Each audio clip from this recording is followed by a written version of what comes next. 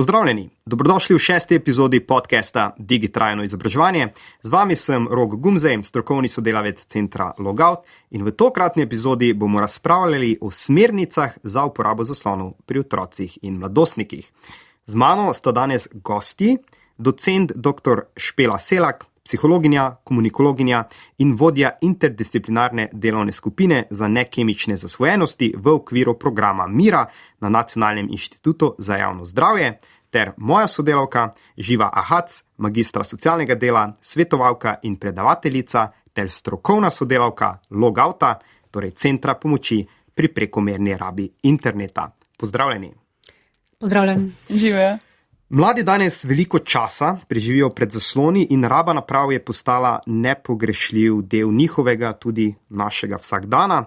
V ta namen so pri nas torej nastale smernice za uporabo zaslonov pri otrocih in mladostnikih, pa mogoče Špela za začetek, kaj je spodbudilo k pripravi teh smernic?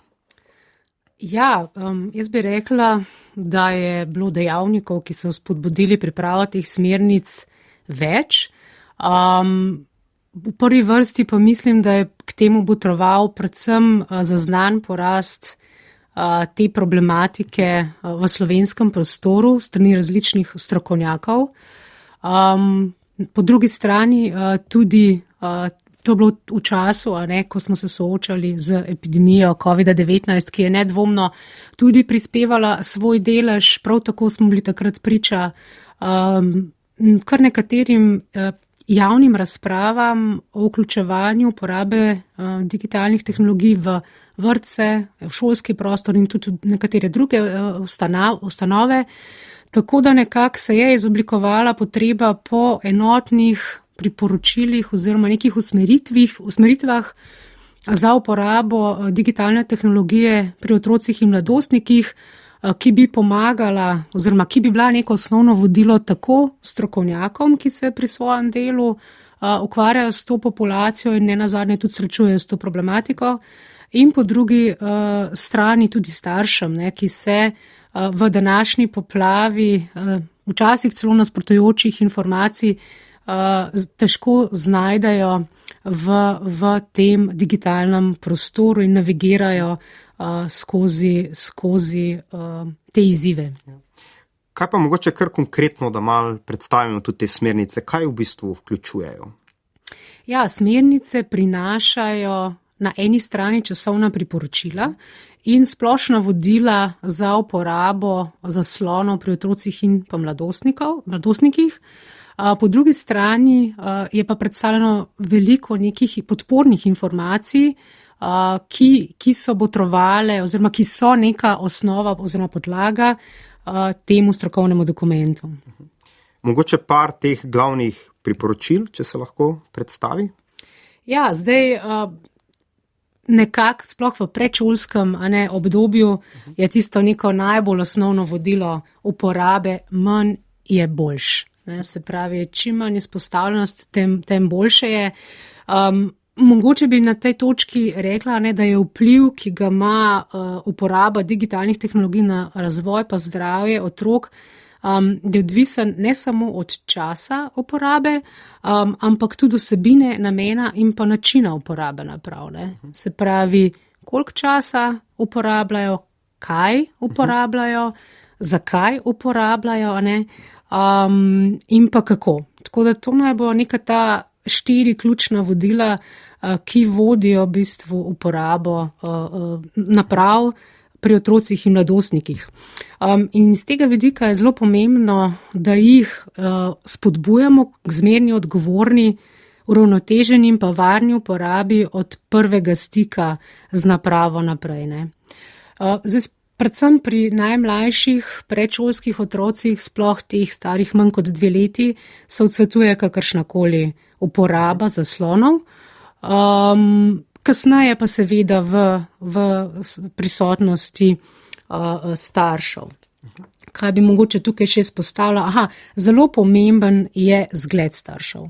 Otroci imajo neko urojeno težnjo po posnemanju in je zelo pomembno, na kakšen način uporabljamo tudi sami tehnologije in kakšen zgled smo jim. Zaradi tega je zelo pomembno, da v njihovi prisotnosti pazimo na to, koliko imamo telefon v roki in mogoče ta čas rajš namenimo za medsebojno komunikacijo, za nek kakovosten čas, ki ga preživljamo skupaj. Pa še to mogoče, no, da je zelo fajn, če se digitalnih naprav ne uporablja za nagrajevanje, kaznovanje, pomirjanje, uspavanje ali pa preusmerjanje pozornosti ob nekih stiskah, ki jih mogoče otrok doživlja, ker s tem otroka na nek način mu v bistvu odzamemo možnost, da razvije lastne kapacitete za krepitev samostojne čustvene regulacije. Tako da je fajn, da v bistvu se sooči stisko na drugačen način, kot pa z uporabo tehnologije. Pa seveda, da ni uporabljena tehnologija pri nekih rutinskih navadah, kot je naprimer prehranjevanje, pa tudi pred spanjem oziroma za uspavanje, oziroma to sem že povedala. No. Mogoče tudi za animacijo ali pa na mesto varuške. No. Zdaj sem kar nekaj stvari navedla, pa da ne bom predolga. Ja, bilo je omenjeno, torej do 2. leta se predlaga nič časa pred zasloni, torej odmik od tega. Mogoče še ene časovne omejitve za druge, starejše starostne skupine, kar konkretno. Se pravi, tako, kot smo rekli, do 2. leta naj otrok ne bo izpostavljen zaslonom. Od 2. do 5. leta starosti se priporoča, da uporaba zaslonov ne presega 1 ure na dan in da je to v vzročnosti staršev in da v bistvu se uporaba sorazmerno s starostjo tudi povečuje. Potem od 6. do 9. leta, kar je v bistvu tudi obdobje prve triade osnovne šole, se priporoča, da naj ta čas uporabe tehnologij oziroma digitalnih naprav ne presega oziroma da je omejena največ 1 uro na dan.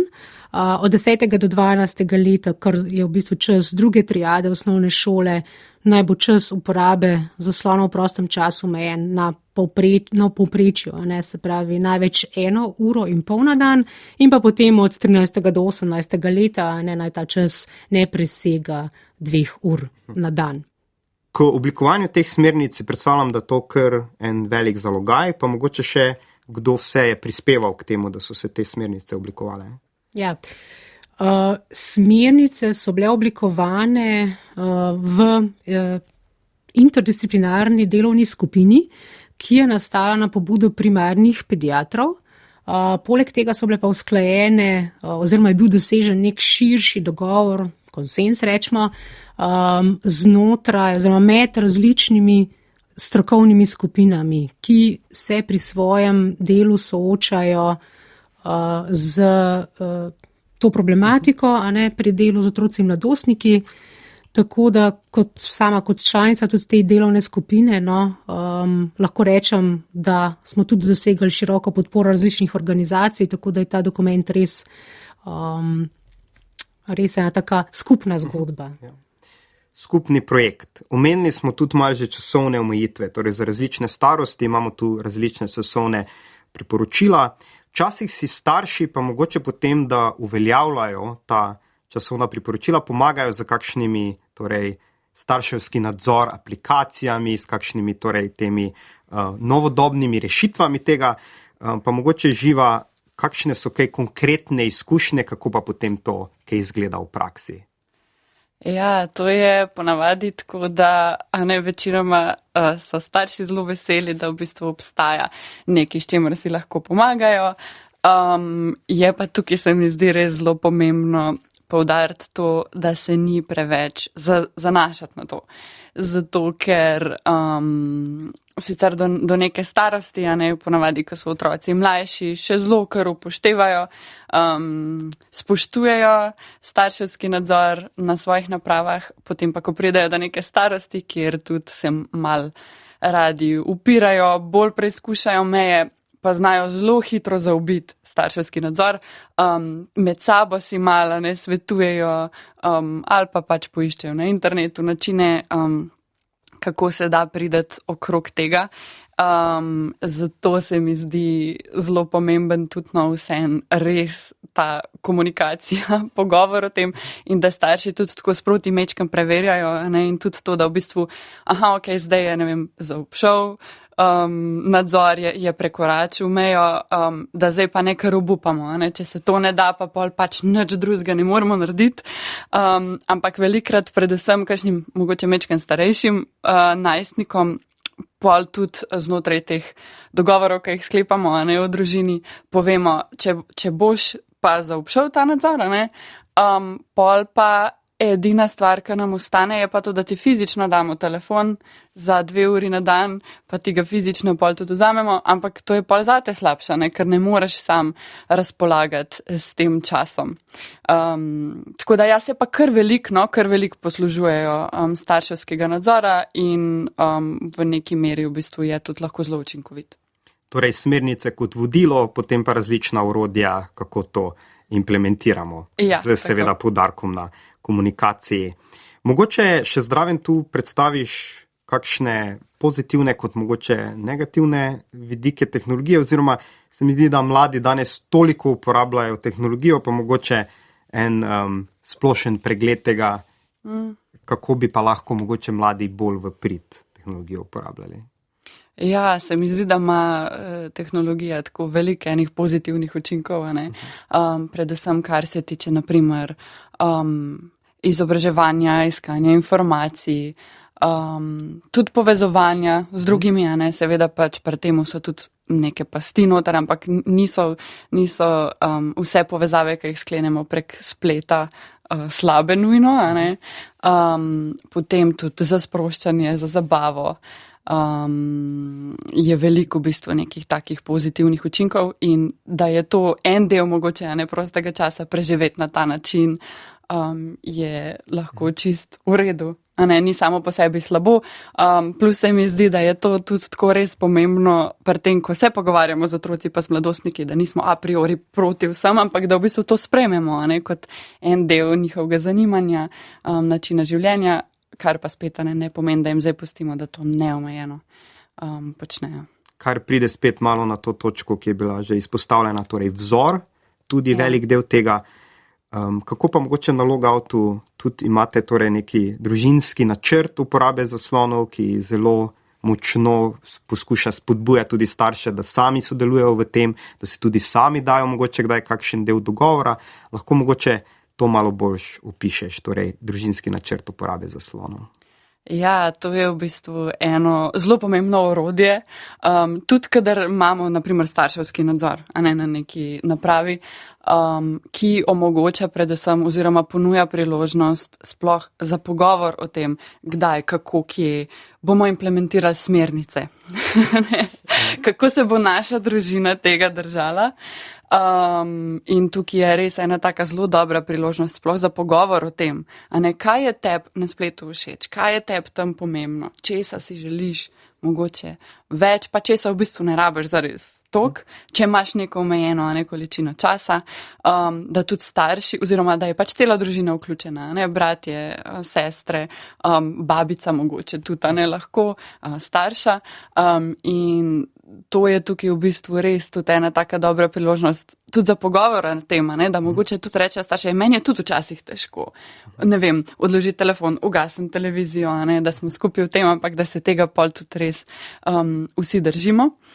Se pravi, to je en del, da se dogovorimo, kako bomo te smernice upoštevali v naši družini, koliko časa bomo uporabljali, kdaj bomo, kdaj ne bomo. In pa potem tudi en zelo pomemben del, kaj pa se zgodi, če se tega ne držimo.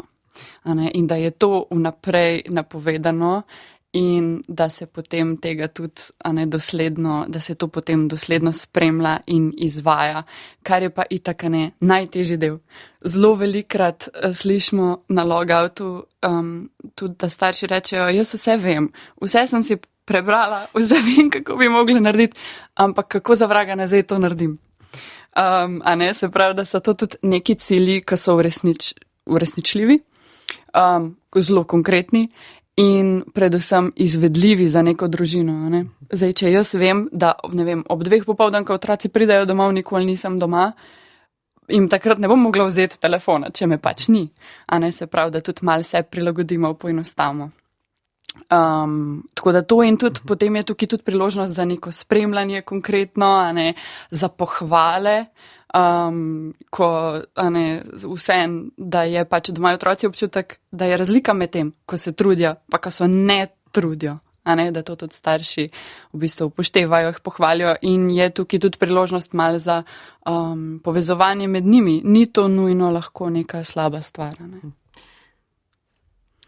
Ja, mogoče bi jaz tukaj na tej točki, poleg vsega, kar je Živa super zdaj že izpostavila, dodala še to, ne, da je zelo fajn, ne, to, kot si omenila, da se aktivno vključujejo v samo uporabo, pa da izrazijo neko pristno zanimanje za to.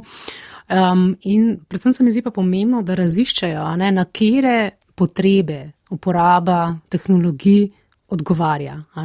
A je to neka potreba po druženju ali po pripadnosti, raziskovanju, samo aktualizaciji in tako naprej. Ne? Ker na ta način bomo tudi lažje potem najdali neko alternativno aktivnost, ki jo bo lahko otroci izvajali offline, ne? Se pravi izven v bistvu digitalnega okolja in bo na drug način, alternativni način zadovoljevala te iste potrebe. Zavedanje torej, da spletna aktivnost zadovoljuje nekaj, kar nam manjka v nas, neko potrebo in da to lahko tudi s komunikacijo razkrijemo. Vzorec dogovora je torej na voljo tudi na spletni strani logout.org, tako da lahko sami to tudi pogledate. Ko pa pride do tega, da je povečana uporaba digitalnih naprav pri otrocih in mladostnikih, kako pa potem to vpliva na njihovo zdravje, lahko na njihov razvoj? Ja, ne, kot sem že zdaj tudi delno se dotaknila tega področja, digitalne tehnologije lahko pogosto posegajo v zadovoljevanje naših fizioloških in pa predvsem psiholoških potreb. In zaradi tega sploh pri najmlajših otrocih, pa seveda tudi kasneje, pogosto lahko ne podpirajo njihovega telesnega, spoznavnega, čustvenega in pa socialnega razvoja. Tako da v bistvu tukaj v tem kontekstu opažamo različne odklone lahko in pa tudi se pravi ne samo pri otrocih, tudi kasneje v mladostništvu lahko uporaba prekomerna uporaba digitalnih tehnologij posega oziroma ima neugodne učinke na različne vidike posameznikovega življenja, ki so rečemo bistveni, se pravi lahko posega v spalno rutino, se pravi pride do nerednih spalnih vzorcev ali pa pomanjkanja spanja, poveča se sedeči slog, življenjski slog, kar seveda posledično vpliva na to, da je manj gibanja v posameznikovem življenju. Lahko to posega na področje odnosov, tako z družino kot s prijatelji, se pravi preživljanje prostega časa v smislu udejstvovanja v nekih prostočasnih aktivnostih, ki so izven digitalnega okolja, lahko posega oziroma pride do težav s koncentracijo, tudi do vpliva na duševno zdravje in pa do tveganja za razvoj zasvojenosti med drugim. Seveda imamo širšo paleto lahko teh negativnih učinkov pri prekomerni uporabi. Zdaj, mi smo tudi v našem prvem podcastu z gostoma Đulijano Juričič in Marko Pušnerjem smo razpravljali tudi o tem, da mladi ne znajo več medsebojno danes tako dobro komunicirati. A je to tudi nekaj, kar je del te debate prekomerne rabe naprav? Kakšen je vaš pogled na to? Ja, zdaj, če sem prav zasledila v tem podcastu, sta se strokovnjaka predvsem osredotočala na način komuniciranja med mladimi, ki je v bistvu na spletu lahko pogostokrat žaljiv, tudi vsebuje neke nasilne elemente, oziroma elementi, ki jih načeloma mladi v pogovoru na 4 oči oziroma v živo ne uporabljajo večinoma, ali pa jih ne uporabljajo na takšen način ali pa do tolikšne mere. Zdaj, na tej točki bi jaz izpostavila neke globalne spremembe, ki so prišli na področju medsebojnega komuniciranja v času razvoja tehnologije. In sicer priča smo transformaciji komuniciranja na eni strani, po drugi strani pa tudi v bistvu vzpostavljanja in pa ohranjanja odnosov. In ta trend je opazen čisto pri vseh generacijah, še posebej pa pri najmlajših. In tukaj je ta neka ločnica, ne, med virtualnim pa rečemo realnim, ne, kar je v bistvu zelo tak hecen izraz v tem konceptu, ker kaj je realno, ne, za otroka, kaj je online, je v bistvu tudi to realno, ker ves čas prehajamo med tema dvema svetovoma, ne. Naprimer, z nekom sem prijatelj v šoli, ampak sem pol tudi popoldan z njim na Messengerju ali pa na Instagramu ali pa igram skupaj igro, kakšno video igro. Tako da skratka te meje so zelo zabrisane, a ne. In ja, danes je pač živimo v dobi posredovanega komuniciranja, če grem mečkan v komunikološke vode, ne, in ena od takih večjih raziskav iz Združenih držav Amerike, ki je bila opravljena med 13 do 17 letniki in se je v bistvu osredotočala na rabo družbenih omrežij, je v bistvu pokazala, da v bistvu kot prednostno metodo, ne, ta starostna skupina v večji meri uporablja komunikacijo, naprimer prek omrežij, tudi prek aplikacij za neposredno sporočanje, kot naprimer WhatsApp, Viber in tako naprej, delno tudi message oziroma tekstovnega sporočanja, medtem ko upada komuniciranje v živo. Ne. Se pravi, smo nekako presedlali iz tega, da se dobimo nekaj, ali pa odzuni na igrišču, pa se pogovarjamo drug z drugim na to, da si v bistvu pošiljamo sporočila. In ta posredovana komunikacija ima v bistvu več značilnosti. Ena zelo pomembna stvar je asinhronost. Se pravi, da ni tega direktnega odziva, a ne, se pravi, to omogoča osebi, da razmisli o tem, kaj bo odgovorila, na kakšen način bo odgovorila in avtomatsko zmanjša ta nek pritisk osebne interakcije, ki smo mu sicer izpostavljeni, če se pogovarjamo, a ne, v živo. In prav tako, a ne, tudi v bistvu online komuniciranje ne vsebuje neverbalnega dela. Vemo, da ta neverbalna komunikacija oziroma neverbalni del v komunikaciji nam da včasih še več informacij o tem, kako se naš sogovornik odziva, kot pa same besede. A ne. Tako da to sicer deloma uspešno nadomeščamo z uporabo emojijev, gifov in tako naprej, se pravi z nekimi drugimi digitalnimi elementi, ampak vseeno to je pomemben del, ki lahko umanjka. Bi pa na tej točki izpostavila še ta pogosto krat lažni občutek anonimnosti in pa občutek, da smo nekje daleč stran, neke fizične razdalje, čeprav zares nismo. Ne? In to, da pri osebi zmanjša v bistvu občutek odgovornosti za svoja dejanja.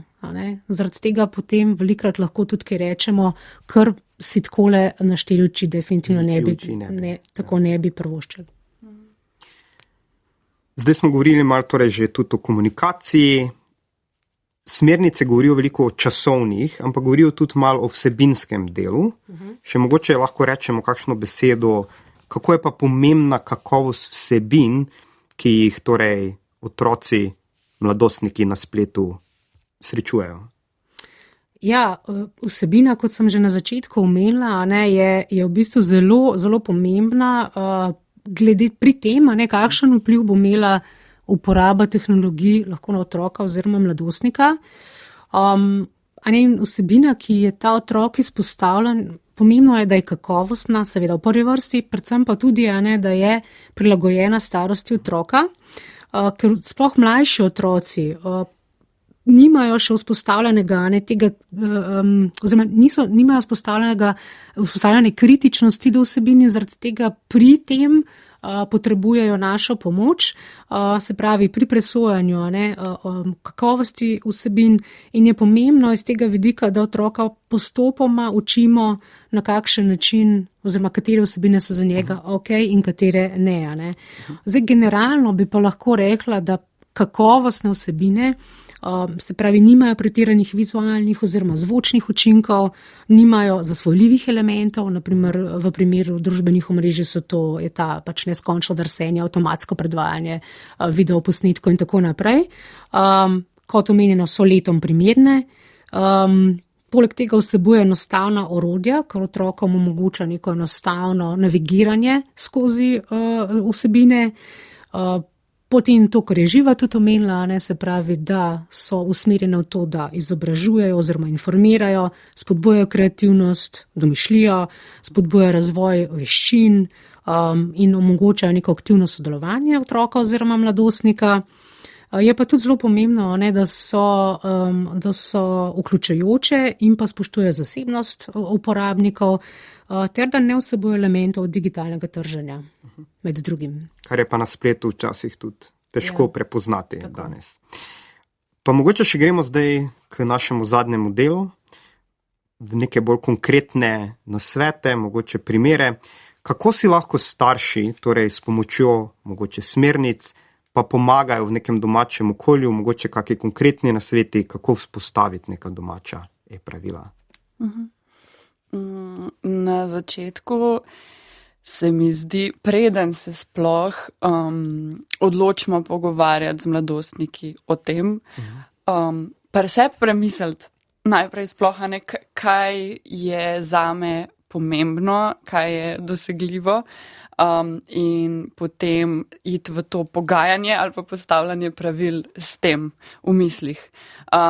Če sta starša partnerja skupaj ali pa če sta na primer ločena, je vseeno zelo pomemben, da se glede tega strinjata, da data neko enotno sporočilo ali pa vsaj kar se le da, ker drugače potem to za otroke čist preveč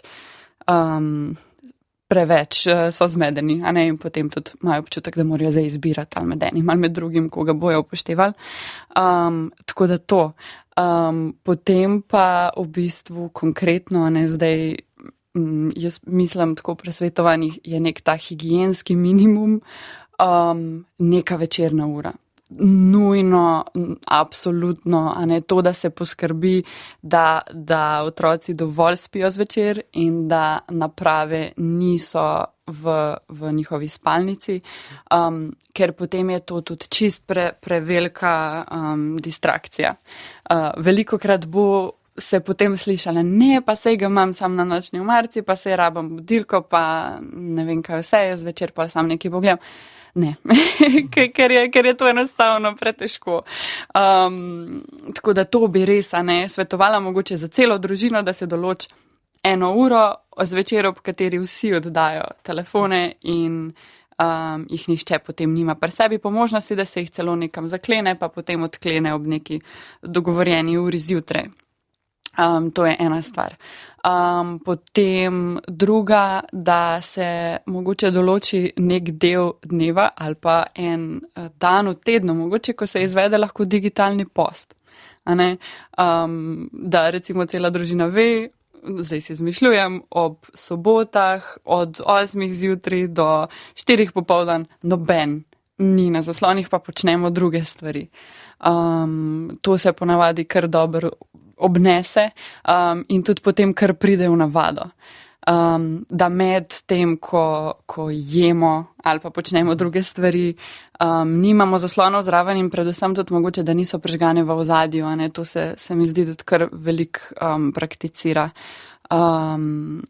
Pa mogoče tudi to, da poskušate različne stvari, vidite, kaj za vašo družino pa za vaše mladostnike deluje, in pa tudi ta mogoče ni toliko praktičen nasvet, mogoče tudi se ne bo fajn slišal, ampak pri teh stvarih je pač treba ustrajati nekaj časa. Ni dovolj, da poskusimo enkrat ali pa 2-krat, ampak moramo probati pa ustrajati mogoče 100-krat. Pa da se potem to obnese, tako da res mogoče to ne obupati, to je res težka, zahtevna naloga, ampak se splača, res se splača, zato ker to so stvari, ki ne bojo same od sebe izvenele, pa se izboljšale, ampak se bojo s časoma sam poslabševale in bo v bistvu ta težava s prekomerno uporabo postajala vedno večja. Torej, da vztrajamo pri tem, da naslavljamo stvar dalje, da tudi če ne gre, probamo s čim drugim, malo spremenimo tudi lahko svoj pristop. Kdaj pa mogoče začeti z mladimi tudi malo konkretne komunicirati o tematikah, katere srečujejo na spletu? Tudi mogoče, kako jim razložiti ali pa, če jim je sploh pomembno razložiti, zakaj omejitev uporabe zaslonov?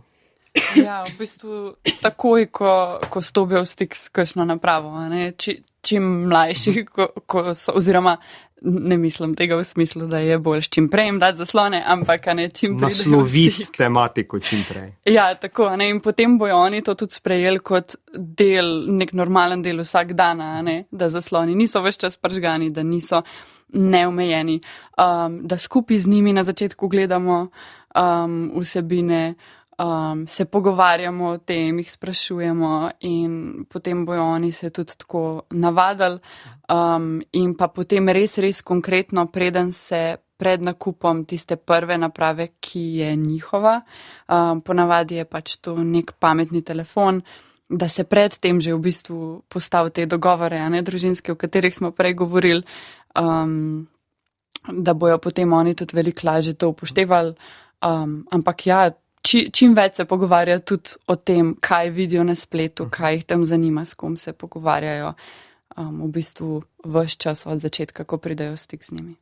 Ogromno tematik, torej hočemo, nočemo, srečajo na spletu, torej od spolnosti do nasilja, do različnih vsebin, tudi novice iz sveta, so lahko zelo danes že kar nasilno prikazane. Mogoče še Špela, kakšni konkretni primeri, kam se pa lahko starši zatečejo po pomoč, če v primeru, da pa torej stvar gre malo izven rok. Da eskalira. Ja, zdaj, mogoče bi en korak nazaj šla, se pravi, težave z neko problematično prekomerno rabo digitalnih naprav in v skrajnem primeru tudi digitalno zasvojenostjo, do tega ne pride čez noč. Je pa pogosto včasih zelo težko zaznati tiste neke prve opozorilne znake, kjer v bistvu bi lahko najlažje odreagirali. Ampak ne glede na to, je zelo pomembno, kot je bilo danes že večkrat izpostavljeno, da starši vejo, koliko časa otrok preživi na spletu in pa kaj tam gor počne, se pravi, s kakšnimi vsebinami prihaja v stik. In če opazijo, da ima njihov otrok težave z ravnavanjem uporabe digitalnih naprav in da to močno posega tudi na druga pomembna življenjska področja, seveda je fajn, da se z njim najprej pogovorijo in da probajo v čim večji meri upoštevati vse te koristne nasvete, ki so bili danes tukaj predstavljeni. Če pa težave kljub temu vztrajajo, se pa lahko, oziroma se pa priporoča, da se obrnajo na strokovnjaka oziroma poiščejo strokovno pomoč. Tukaj opcij več, obrnejo se lahko na izbranega osebnega zdravnika oziroma pediatra, na šolsko svetovalno službo, na razvojne ambulante, na centre za duševno zdravje otrok in mladostnikov ali pa nenazadnje na katero od organizacij, ki se ukvarjajo s to problematiko. Naprimer, tukaj bi izpostavila še zelo pomembno stvar in sicer v lanskem letu je kot prvi tovrstni program v Sloveniji začel delovati program Digitalni detoks, ki ga izvajate kolegi iz Logouta skupaj z Mladinskim klimatskim zdraviliščem na Rakitni in v bistvu zagotavlja en tak celosten pristop k obvladovanju te problematike. Tako da ja, tukaj je kar nekaj opcij. Bi pa ob tej priložnosti povabila vse poslušalce še na spletno stran programa Mira, nacionalnega programa duševnega zdravja, kjer so pod zavihkom, kako poiskati pomoč oziroma kje si lahko poiščemo pomoč, zbrani vsi viri pomoči, tudi z področja digitalne problematike. Tako da tam lahko poiščejo v svoji regiji izbrane vire pomoči in na ta način zagotovijo korak naprej v tej smeri. Tudi smernice bo povezava do njih v opisu našega podcasta, tako da si jih lahko sami preberete. Na tej točki bi se zahvalil gostjama. Najlepša hvala, odlični torej nasveti. Se mi zdi, da če starši lahko to upoštevajo, so dosledni, vztrajajo pri tem, je tudi potem e-vzgoja lahko tu zelo uspešna čez še posebej potem najstniška leta. Hvala vam, dragi poslušalci, ker ste poslušali podcast Digitrajno izobraževanje. Hvala gostema še enkrat. Hvala za povabilo. Vsebino podcasta omogoča Ministrstvo za vzgojo in izobraževanje s pomočjo sredstev mehanizma načrta za okrevanje in odpornost in Next Generation EU. Ne pozabite, da je znanje moč, zato ga skupaj z nami množite in delite. Ostanite digitrajni in se slišimo v naslednji epizodi podcasta Digitrajno izobraževanje. Nasvidenje.